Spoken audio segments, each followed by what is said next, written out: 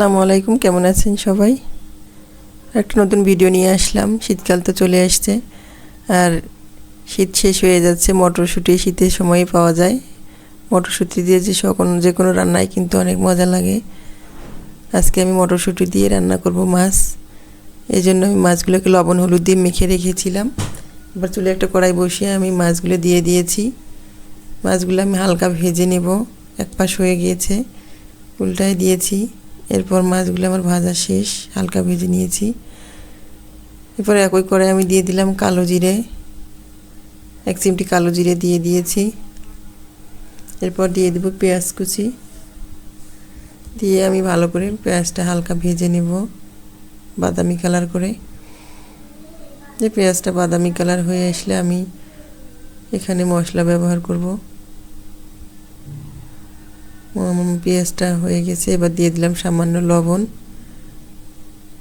পেঁয়াজটা সিদ্ধ করার জন্য দিয়ে দিলাম রসুন বাটা, আদা বাটা, জিরে বাটা, সামান্য কাঁচামরিচ বাটা দিয়ে মশলাটা আমি ভালোভাবে কষিয়ে নিব। এরপর সামান্য পানি দিয়ে দিলাম মশলাটা কষানোর জন্য। দিয়ে দিলাম হলুদের গুঁড়া, মরিচের গুঁড়া 1 চামচ দিয়ে সব কিছু আমি একসাথে আবার মিশিয়ে নিব। এখানে আমি সামান্য ধনিয়া গুঁড়াও দিয়ে দিয়েছিলাম 1/2 চা চামচ। দিয়ে আমি সব মশলা একত্রে ভালোভাবে কষিয়ে নিব। দিয়ে এখন একটু পানি দিয়ে দেব ভালো করে মশলাটা কষানোর জন্য। এরপর লবণ দিয়ে দিলাম, তারপর দিয়ে দিলাম মটরশুঁটি। এটা আমার ফ্রোজেন করা ছিল মটরশুঁটি। মটরশুঁটিটা দিয়ে ভালোভাবে এটা আমি কষিয়ে নিব।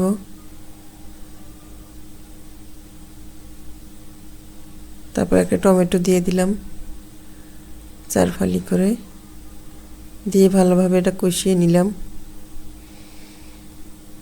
এটা ভালোভাবে আমি কষিয়ে নিব যাতে মশলার সাথে ভালোভাবে মিশে যায়।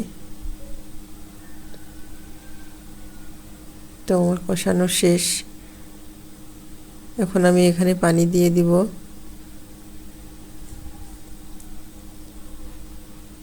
পানি দিয়ে দিলাম। পানি দিয়ে আমি এখানে যখন বলক আসবে ঝোলের পানিটা, তখন আমি ভাজা মাছগুলো দিয়ে দিব। তো ভাজা মাছগুলো দিয়ে দিলাম।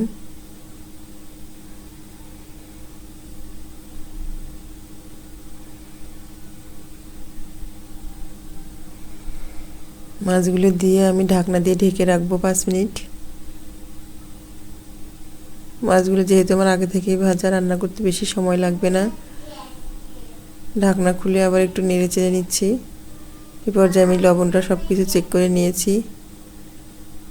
এই তো রান্নাটা প্রায় শেষ আমার। এই যে রান্নাটা শেষ, রেডি হয়ে গেল মটরশুঁটি দিয়ে গ্রাস কাপ মাছ। কেমন হলো জানাবেন কমেন্টে।